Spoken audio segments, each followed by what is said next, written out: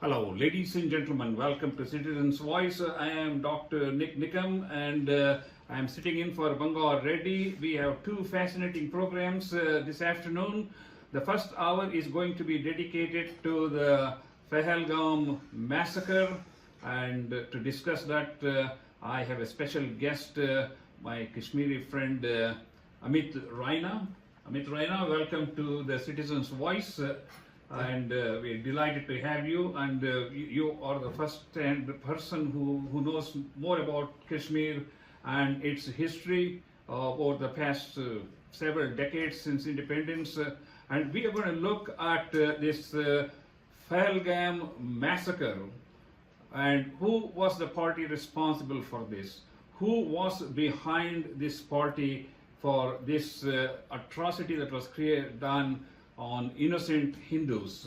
We're going to look at what has been the response from the Indian government, what has been the response from the international community, and what has been the response from the Pakistani government side.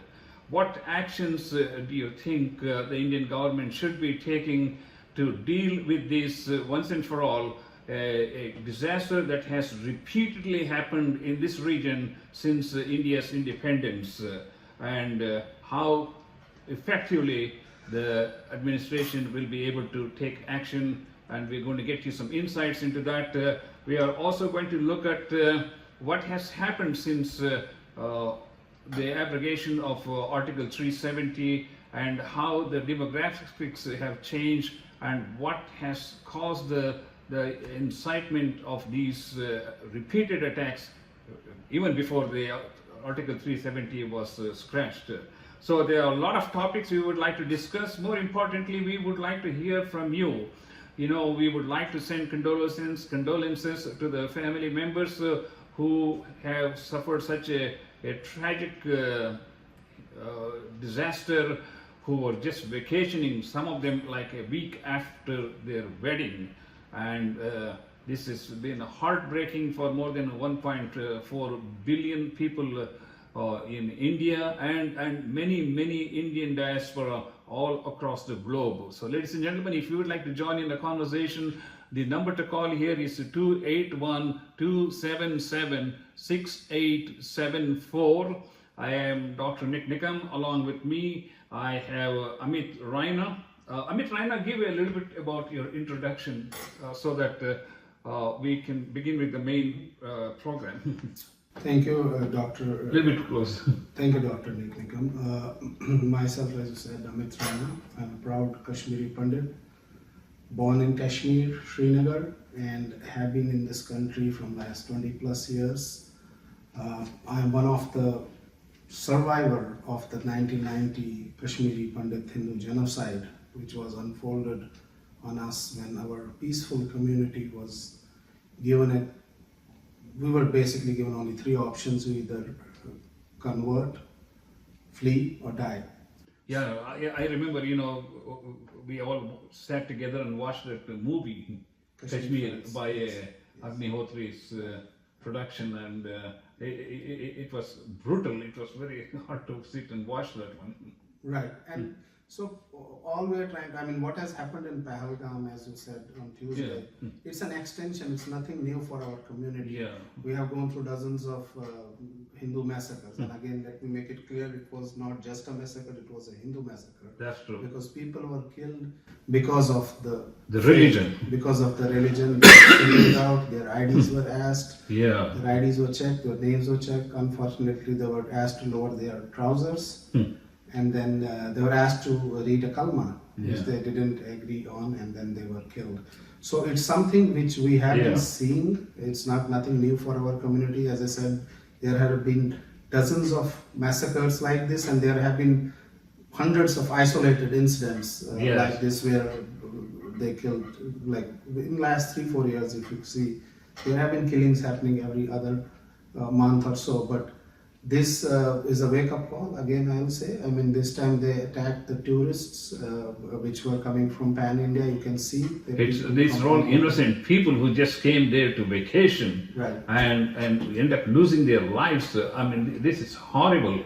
And let's look at the group that claimed initially responsibility for this particular one, the Resistance Front, which is a particular group of are these Kashmiri Muslims or what? It's a yes. So Resistance Front is a Kashmiri group. Yes. So we have to remember this.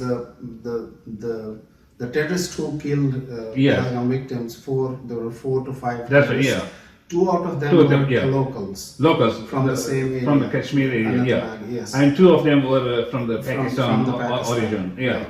So you have to understand that they were local. So this Resistance Front has been recently, I believe it came into being from the last few years. It's basically an offshoot of Lashkar-e-Taiba, which is operated from Pakistan by Hafiz Saeed. And this Lashkar-e-Taiba has been acting since the independence time. I mean, they keep changing the names. Yeah. I mean, they get banned and then they change the name and then open up with a new name. But yes, Lashkar-e-Taiba has been. I mean, there are more terrorist organizations like Lashkar-e-Taiba, but this Resistance Front is an affiliate of Lashkar-e-Taiba run by Hafiz Saeed, who lives in Pakistan, and it's all operated and supported by the Pakistan military and the ISI. Well, that's a sad story because I was looking at the history of Pakistan. And from 1947, since independence, to 2025, there have been almost 24 skirmishes between India and mostly Indian civilians or military personnel with the Pakistani army or the militants. And out of that, every one of them were initiated by these Pakistani military or the militants groups. So I guess they just don't want to sit quiet. They just want to, hurt innocent people. Right. I mean, they have a model. They are following. They are working off this radical Islamist ideology model, and that's their game plan. That's what they're trying to do. They have, by design, they have sleeper cells in India. They have penetrated within the ecosystem of India, and they have created these supporters who basically aid them. And again, I said the Pahalgam attack would not have been possible without the local support, logistic support they get. So yeah, that is their game plan to radicalize India. In fact, the government has been able to almost identify 100 people and detain them for questioning. So it's not just 2 people or 3 people. It's not that, as I said, it's not the one who executes the That's plan. right, yeah. It's the whole ecosystem. Some people do provide them intellectual cover, some people finance them, some cover. Yeah. So it's the whole ecosystem, it's the whole system who supports them. They cannot do it by themselves. There has to be a bigger, the masterminds for all of this is where to identify them. Yeah. That's what I think is the need of the hour right now. Well, see, that's a strange thing. I was watching news. They said there are no direct roads from Pakistan to this particular region, Pahalgam. They have to come through the forest or the valleys and all these things. And for them to travel, so many miles, as you said, it was all very well planned and orchestrated. Right, it doesn't happen in a day. Yeah. It takes months of planning, and it requires logistic support from across the board. Across the border, so that's what it is. So they have crossed, and then again, as I said, 2 out of 4 terrorists were locals. Yeah. So it was a well planned and well executed, unfortunate Hindu massacre. Yet another massacre from, as I said, we have seen so many. Yes, absolutely. Ladies and gentlemen, you are listening to Citizens Voice. I am Dr. Nik Nikam along with Amit Raina. We are talking about the Pahalgam massacre, which took lives of 26 people, including one Muslim person who was trying to save the lives of other people. And if you'd like to join in the conversation, the number to call here is 281-277-6874. We're going to continue with the discussions, and let's talk about what has happened from the government of India point of view since this massacre happened on April 22nd, 2025. So we are seeing, again, it's as per the reports which we see in the media, so they have taken some immediate steps. So the Indus Water Treaty has gone in abeyance. Yes. They have cancelled I think they have closed down the Atari border.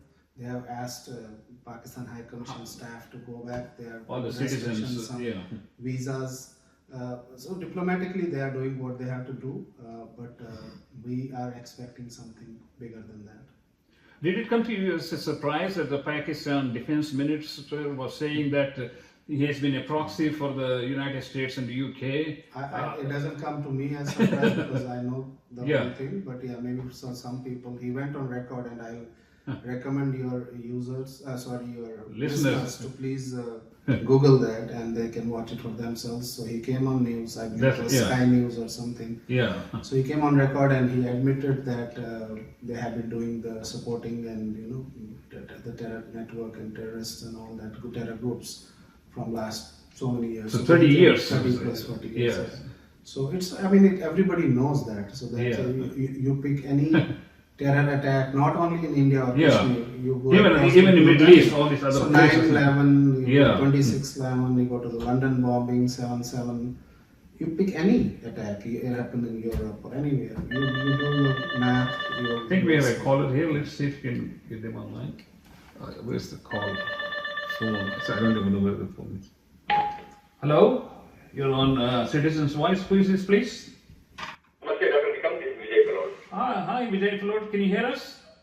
Yes, I can hear you. Okay, yeah. Go ahead, sir. Go ahead. Just want to say that I'm just coming from NNN. MS 150 I did 10 times, and it's a beautiful place. 60 houses, and I just coming back to Dr. Nikam, you are a media person. The only question I want to ask you, why the media has been so biased? Our own media, Houston Chronicle, not cover this even properly. And what can we do? Because it's not Houston Chronicle, they're almost all are the same. Even the Wall Street Journal is behaving very, very differently than it used to be. So what can we do? I know what I've done as a group effort or a Houston Chronicle. I think we all need to get together.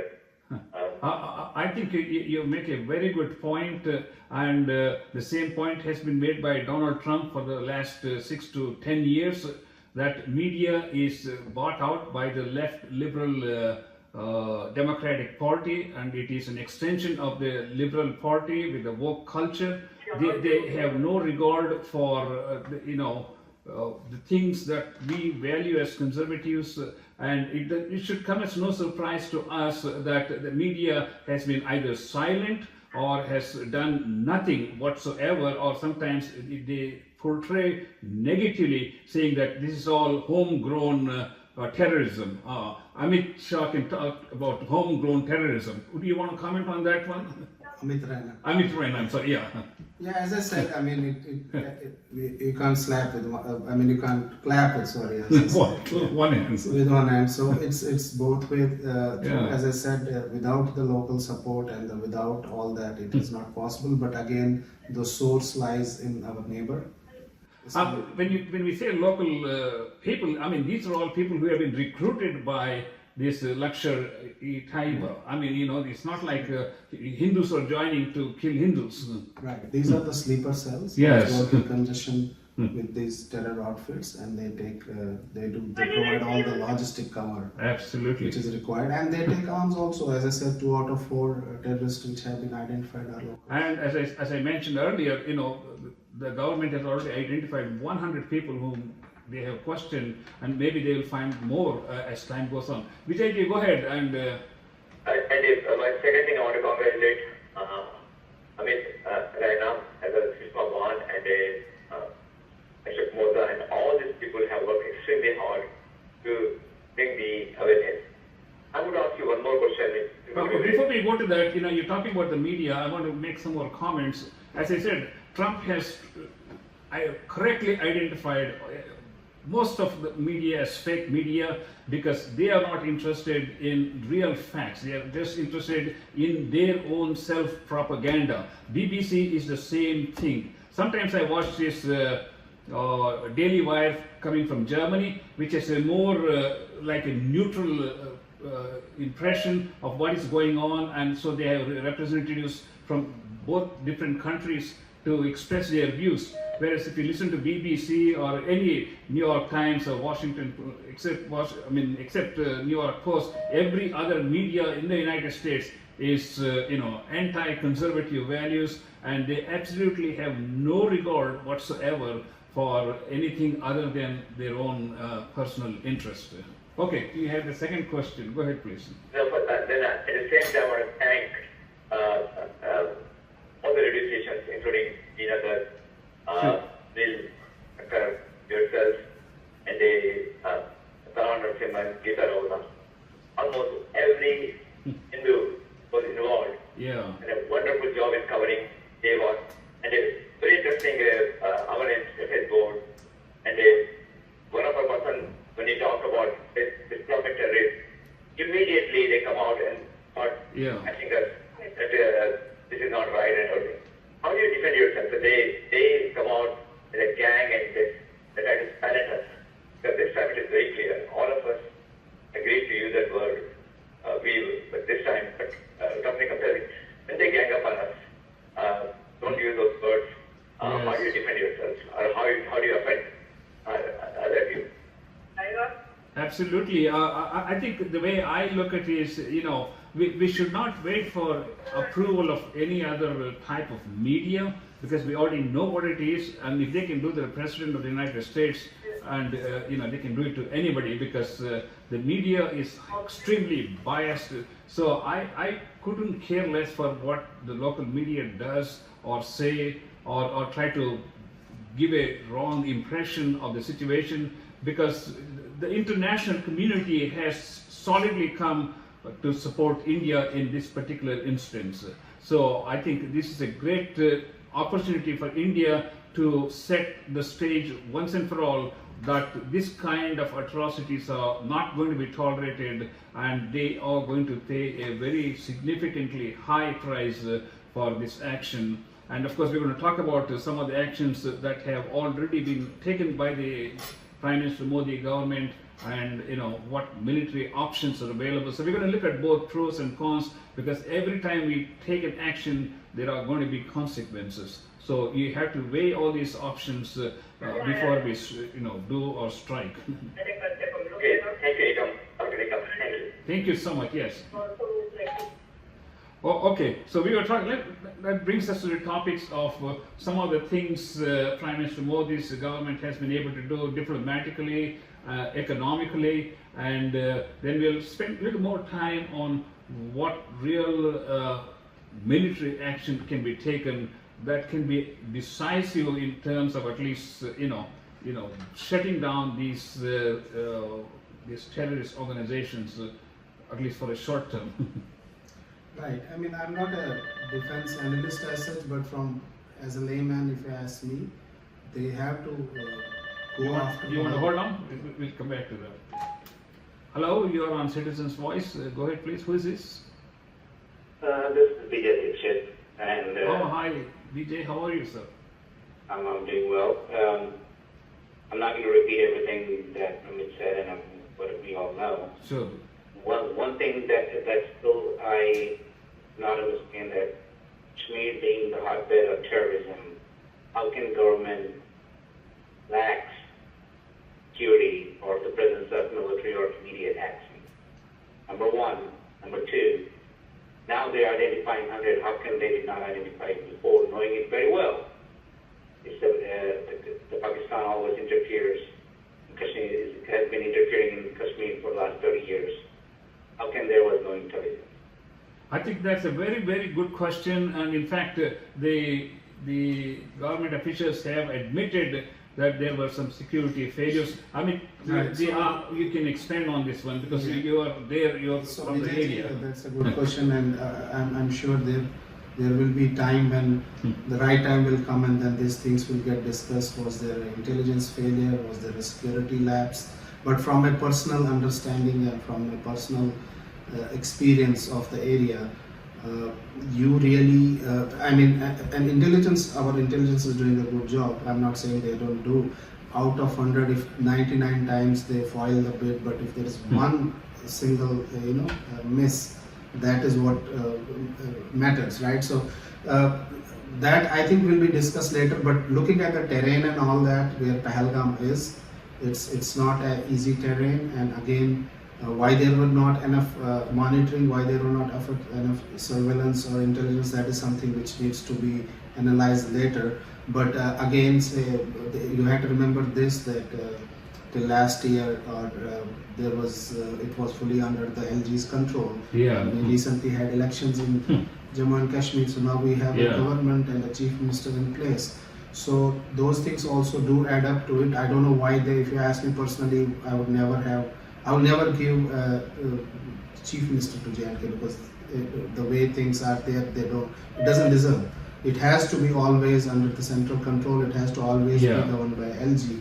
So were there security labs and all that? That is something which has to be seen later. But right now, I think we all should rally behind Prime Minister Modi. Absolutely. And in his whatever response he chose to take, we should all, I think what BJ brings up the point is extremely valid, but again, when you have thousands of miles of border, it's not easy. When I look at the terrain, how long is this? I mean, if you look at the LOC, and it's not necessarily that they came from there. They might have come from somewhere and stayed in somebody's house for 2 months, and then they went there and attacked. So it's a big LOC. It's not a plain tariff. It's a different terrain. It has. It's hilly. It's not easy to cover every single inch of the land unless you put those. So even these two Pakistani nationals who came in, they might have come in several days. They might have come back. They will find that out. They might have come like 3 months back. Yeah, that's the thing. Yeah, or 2 months back, and then they were equipped with the local support. So as long as there is the local support there, you really can't do anything. That's why people are questioning how did they cross 3-4 miles, because there were no main roads or anything for them to cross all these hot areas, which is not the easiest thing. Usually they do get intelligence reports and they do action, but again there is always one among 100 places which will happen, and this may be one of them. But again, it has to be analyzed that was it something which was done deliberately by the local government, because as I said, recently we had elections as in JNK, and that maybe we don't know. That has to be seen. That's true. Yeah. BJ, you had a wonderful vigil yesterday. You want to say something about that? No, it was very heart-touching, and Sunanda Basis, he spoke very well. He also spoke very well about all the secrets, and those are the things. Like they pointed to all the incidents that has happened, all the massacres that has happened in the last 30 years. I know. 1 or 2 or 3 and multiple. Yeah. That is where my concern and I'm not putting my country, my birth country down. I know. Not putting more down. I think you have a valid point. When 26 people lost their lives, how can we prevent such a disaster or a massacre again? Because obviously every person who is in that region or who is visiting this place need to have some kind of a military or a government security that their lives are going to be safe. It's free to move around in these areas. They come there for a vacation, and next thing you know, they lost their lives. It's heartbreaking. And then my point is, like, okay, if it happens in the heart of the country, like it happens in Madhya Pradesh or Uttar Pradesh somewhere, it is understood that, okay, that is not a prone area terrorism. But Kashmir is, for 30 years, it's a hotbed for the terrorism. Right, and that is a wake-up call again, Vijayji. You cannot militarize everything, right? That's what was the process we went through and had elections and all of that. We cannot put a cop for every person there. So, in fact, I mentioned from 1947 to present, there have been 24, and most of them are in the Kashmir border. Right. Okay, we have another call. Any other questions, Vijay? No. I just wanted to bring it up because I'm very concerned about how can this happen. I think you bring up a very valid question. I think it will be addressed, and it has to be addressed because we don't know if another instance is going to happen like this, which it could. We don't want to. Yeah, I know. Okay. Thank you very much. Thank you. Sure. Okay, there are a lot of diplomatic efforts have been put forward by the Modi government.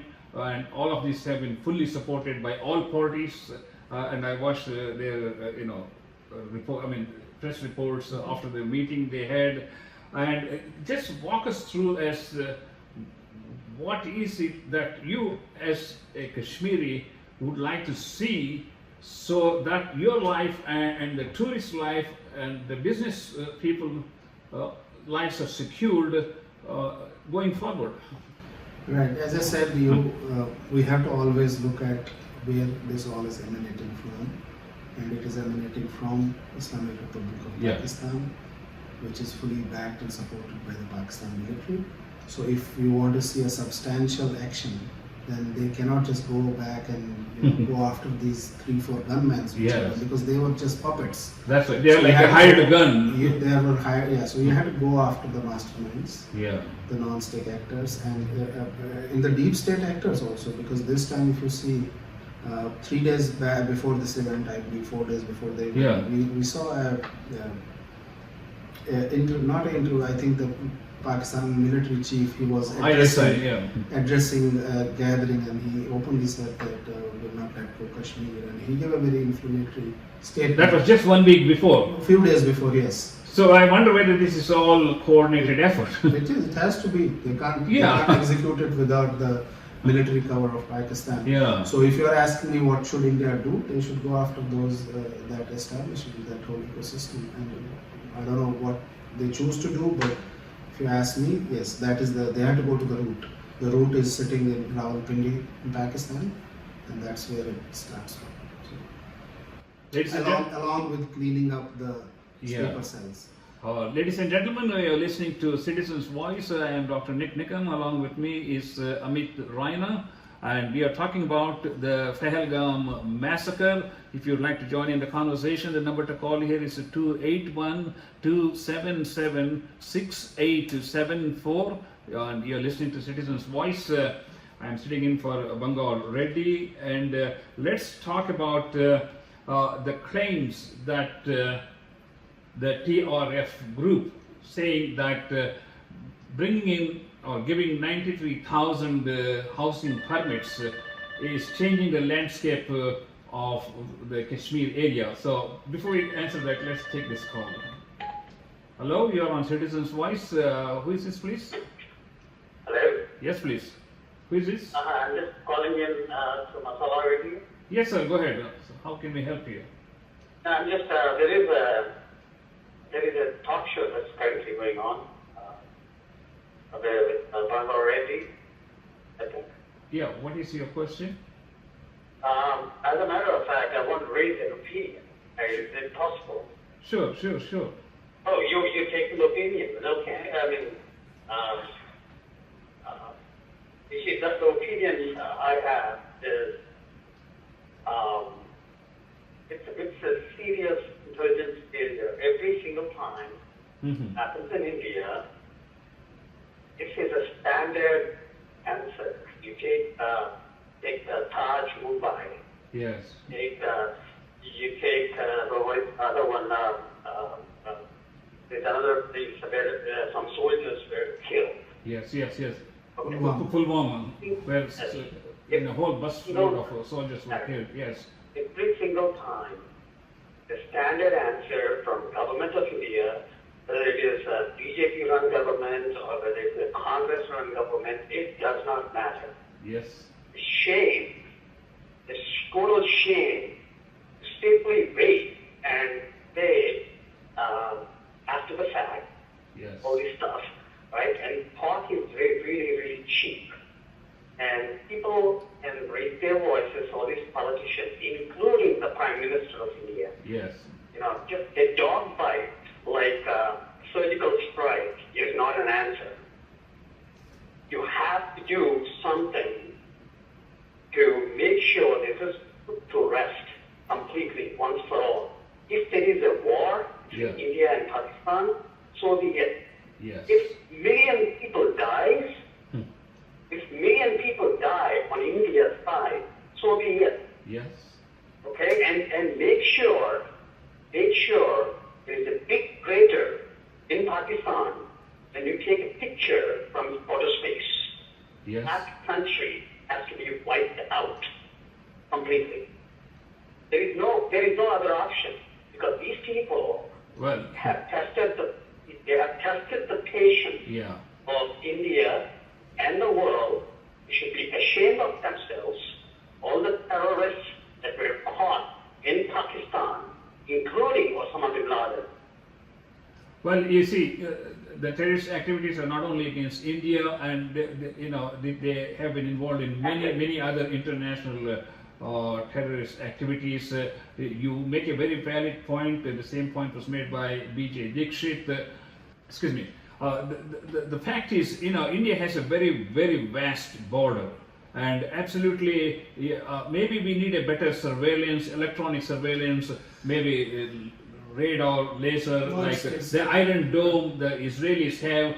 We need something like that, because physically you cannot really. I'm very sorry. Yeah. So let me take that. So, sir, I don't think this time it will be dealt the way it has been. I mean, when Uri happened, we did a surgical strike.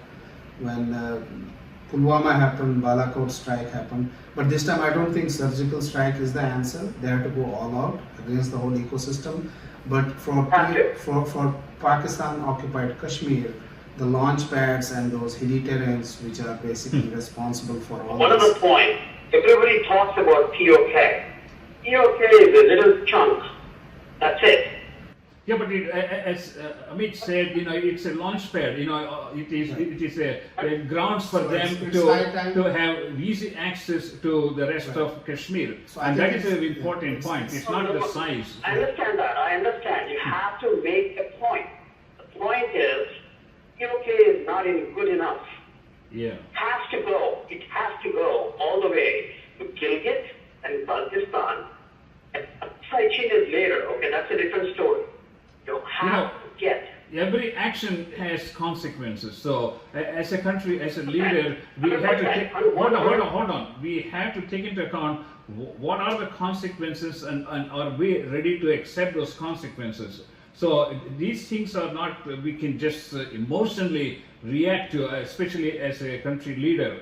And as I said, there have been 24 instances since 1947. So this is not the first one, and may not be the last one. And your point is very well taken, that how are we every time missing intelligence information. So that means we have to invest in new technology, like Israel, which has an Iron Dome. And but the problem is, we are not dealing with missiles here. We are dealing with the foot terrorists who are. I understand that. Iron Dome is a deterrent. Yeah. But it is not a solution. Even after Iron Dome, the rockets keep coming inside Israel. Of course, when you shoot 1,000 rockets, some of them are going to get through. Absolutely. That's what I'm saying. Just go to the roots. Right. That's what I said earlier. The root is sitting deep inside Rawalpindi, so it's high time to look for that. Okay. So, what would you suggest? If you were advising Prime Minister Modi. Well, enough is enough. Enough is enough. Yes. First and foremost. Yes. But first, this is what I said in Group Social, secretary to Modi. I'm going to say this. Yes.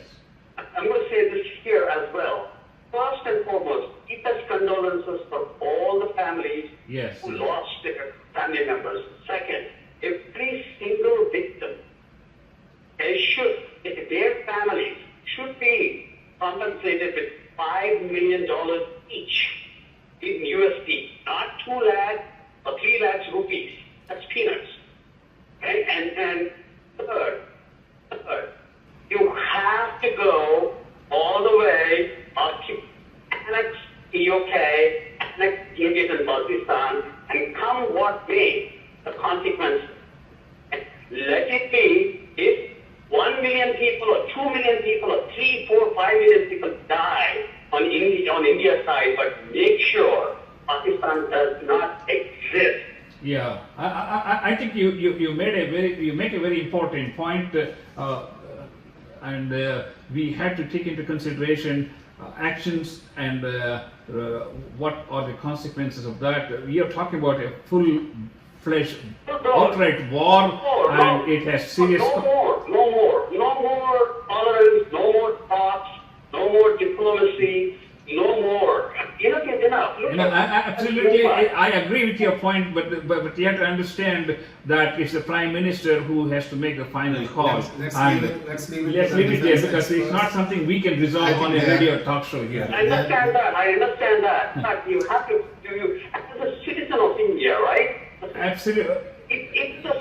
I'm not a citizen of India, but if a citizen of India, okay, if you voted for Mr. Modi, you should protect the citizens of India. This is the basic requirement of a citizen. I understand. Okay, we need to move on. Thank you so much. We really appreciate your input.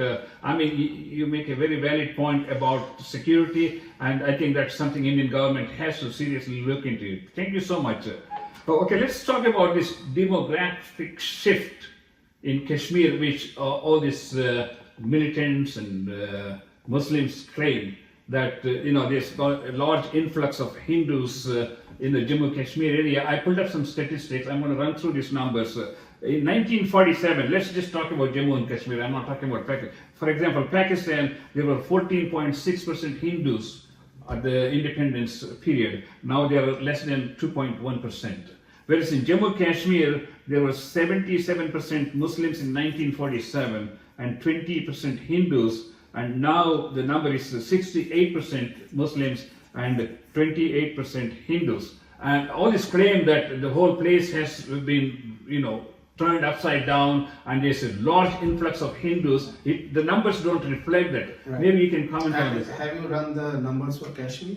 Kashmir, it's Jammu and Kashmir that. No, just the Kashmir. No, I don't have it separate for. Yeah. But in Bangladesh, it was like the Muslim population was 70%.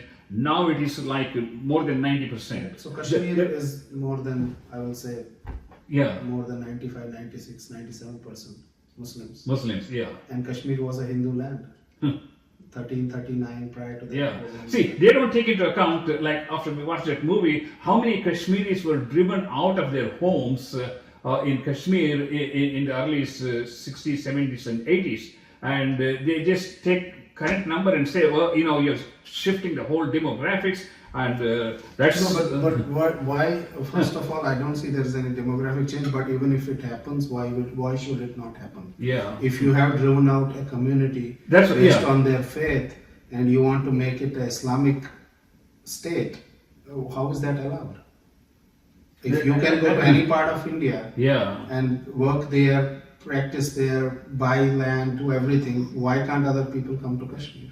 And they also discount the fact that Kashmir, before the Article 370 was, scratched, and if you look at Pakistan-occupied Kashmir, and if you look at Kashmir today, which is flourishing with, businesses, tourists, more than 2 million people visit Kashmir every day, and life is just sort of totally different from the old Kashmir and Pakistan-occupied Kashmir, and all of these things, I think this doesn't matter to all this terrorist group, I guess. For them it doesn't matter, because for them their mindset, their ideology, their thought process, they have full clarity in that. They want to establish Kashmir, and that has been the dream as Islam. And I would say they were successful, because as I said, if you look at the Kashmir numbers today, it should be 95, 97% population. We have another call here. Listen.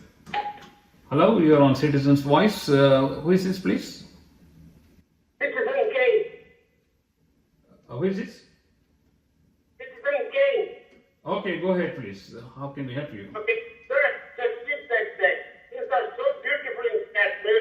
It's not a Muslim who lived there for thousands of years. Okay, not a Hindu. Okay, so then you make an opinion. So many Kashmiri Muslims in Houston, and you score the they give a different picture. So the things are not that good. Only for Hindus it is good, but not for the majority of the Muslims who live in Jammu and Kashmir. That's what my opinion. After talking to so many Muslims in Jammu and Kashmir, they go every 2 years, and they come back with horrific stories. That's the beauty of Kashmir. Okay, don't give this Hindu opinion, okay? That's all. Well, can you give an example of why you think the Muslims have been treated differently? Can you give a specific example? No, you said, all this progress and prosperity is applying only to the Hindu community and not to the Muslim community. They have to do the propaganda, okay? Modi is propaganda, okay? Okay, after 240 MPs, there is not a single Muslim in this BJP government of Delhi, and they were totally defeated. No, let's talk about Kashmir. Give a specific example of how the Kashmiri Muslims have been treated differently. When a city is, making progress, all ships rise with the tide. So I don't understand unless you give me a specific example. Okay, you talk to the Kashmiri, invite them on your program, not just Hindus alone, okay? Invite other people, invite like Muslims or Christians to program.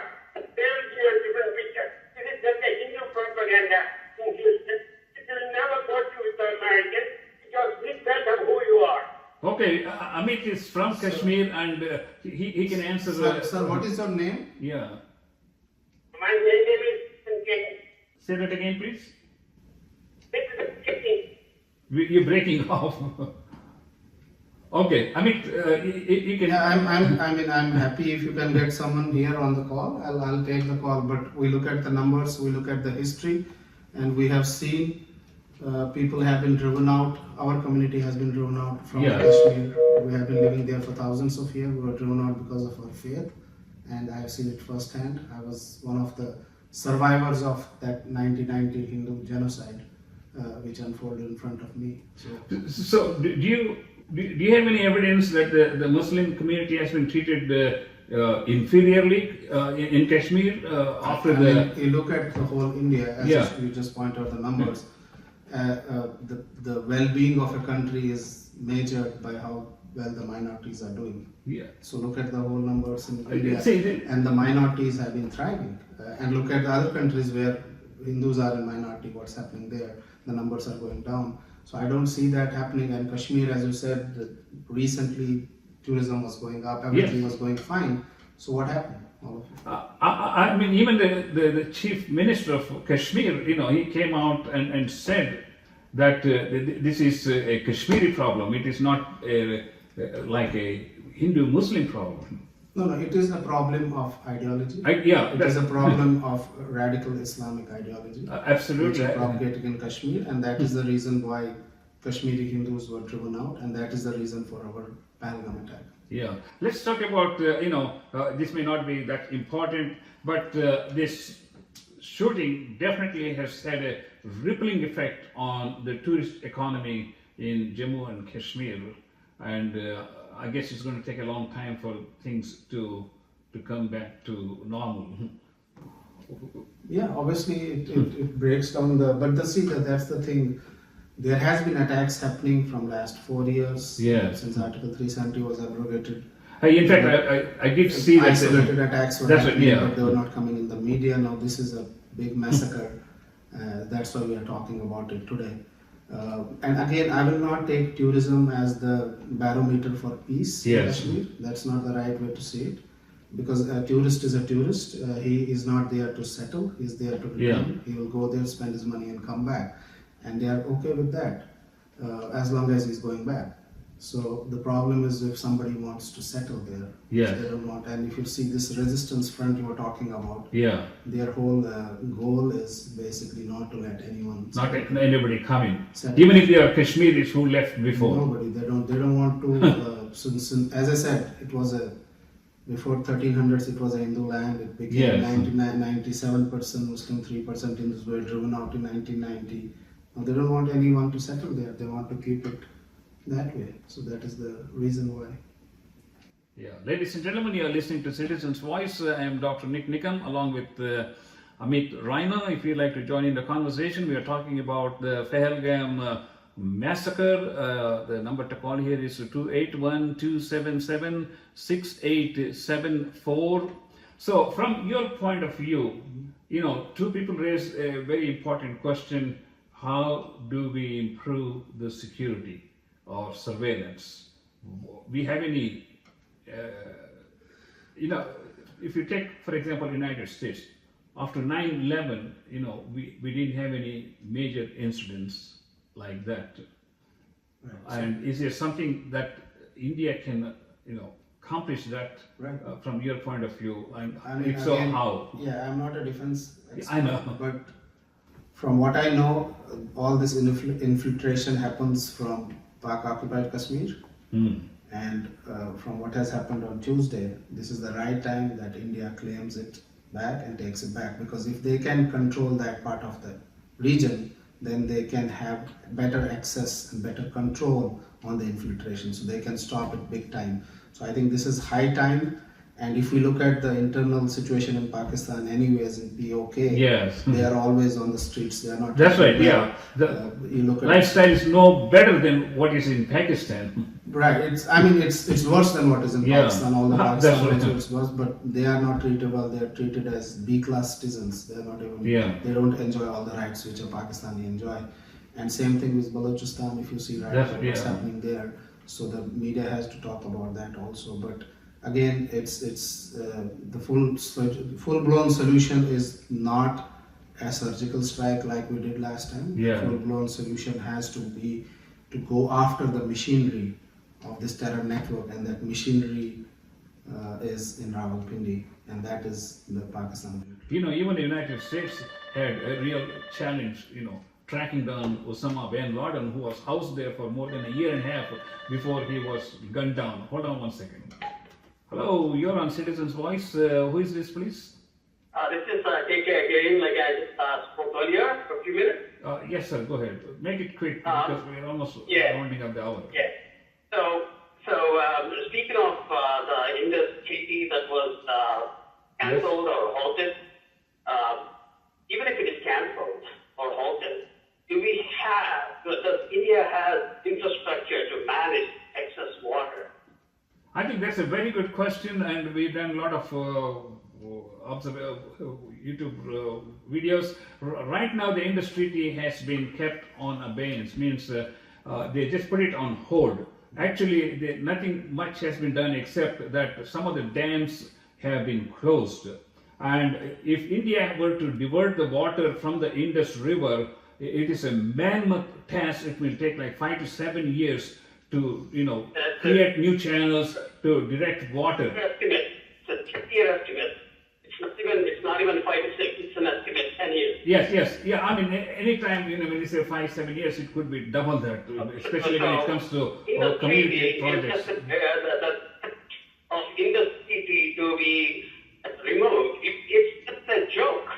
No, also you have to understand, the Indus Treaty only refers to the Indus River, but there are other 5 tributaries which are joining the Indus River from other parts of India, and they are not even in the treaty, like the river Ravi and I don't know all the names. These are the three. In the treaty, there are western rivers. But there are like 6 rivers that join eventually the Indus in Pakistan. So there are other areas where Indian government can do what they want to do by stopping the water flow. But as I said, this is a long-term plan, and this is not something that can be resolved in... Exactly my point. Like, yes. if you are using that as a threat, that's silly. They already know that. Like, India does not have... Yes. Okay, it's plain silly. It's not going to happen. Well, these are all diplomatic initial steps. So there is something called short term, yes, mid-term, long term. What you are saying is long term. Do we have the enough infrastructure to hold that water? So that comes long term. Now short term, what happens when you put the street in abeyance? You stop sharing the information. That is what happens next. So you don't share the information about the water redistribution, and that is step 1. Then that's the short term, that's the immediate effect of this, and that also is a very big thing when you don't share the information. Then mid-term is you can divert some of the water or control some of the water through the existing infrastructure you have. Now you can build infrastructure in parallel. The immediate infrastructure which is required may take a year or 2, but the long term, what you are saying, to fully regulate that whole water system, that may take years. But at least by saying that we are putting it abeyance, it sends a very strong message, because you have to understand Pakistan is landlocked kind of. They have only one access. And I totally get that. But what I'm saying is, even within that 1 or 2 years that you just said, how many incidents would occur? Okay, we're almost running out of time, and we'll answer this question, Amit, and we'll try to conclude on this topic. Thank you very much for calling, sir. We really appreciate your input, because this is something which on every Indian's mind. If you don't mind, like, and I just want to say 15 seconds, if that's okay. Sure. One of the points, and you don't have to discuss this. Yes. Something in future. There is a difference between Muslims and Islamic cardiology, and I want to make sure that people understand that whatever I'm saying, it's nothing against Muslims. Well, see, the ideology is very different. We are not the only ones who are feeling this. This has been felt in Germany, where they had to shut down some mosques. In France, there are places where even police don't enter certain regions in the city. There has been skirmishes between the British police and the Muslim community. So this is widespread. I mean, they have a different ideology which doesn't go along with the other parts of the world. Thank you so much for calling. And Amit, maybe you can sum up, if you're the Prime Minister, what steps would you take? Again, I'm not the Prime Minister, but So as I said, this is high time. As I said, just a surgical strike is not enough. Yes. This is a high time. They should go after the machinery, after the ecosystem, and that ecosystem is Pakistan military. So unless they go after them and they cause a big damage to their assets and their establishment, you will not see much. Yes. But so again, as I said, it has to be. I don't think it will be one. And I don't know. I mean, obviously nobody knows what's going to happen next, right? But they will look at all the angles. They will look at all the naval, air force, army, all the aspects of it, and how. But the trouble area of POK, at least if something has to happen, has to come out of all this thing, is that POK has to come with India. I think, if India can use this opportunity, to reclaim POK, it's ours. That's right. And because when I was studying history in the 5th grade, the whole Kashmir was one entity. Right. And the good thing is, a good thing or a bad thing, but Pakistan themselves have cancelled the Shimla agreement. Yes. After that water brought into evidence. So right now the LOC is basically anyone can unilaterally change it. That gives India a free pass now. So I think this is the high time where the whole international world is with you, the US is with you, Russia is with you, all the major powers are with you, and Pakistan is all-time low right now. So let's go for it. Yeah. Thank you, Amit Raina. It's been a pleasure talking to you. It's been a lot of insight into this massacre and things that are behind this scene. And from your perspective, if it's the military is of course the offshoot of the whole government. That means we have to go after the whole government. In Pakistan, you don't have government; you have military. Okay. So military runs the government. But it's not. Okay, I think maybe we'll save time for another discussion at another time. It's been a pleasure talking to you, ladies and gentlemen. We're going to take a 5-minute break, and when we come back, we're going to talk about Trump tariff and its after effects, because it is very important. We talked about all the turmoil that's going on in the Indian Kashmiri border. We're going to talk about tariffs and how it is affecting every American, or how it is going to affect every American here in the United States. We'll be back after a few minutes.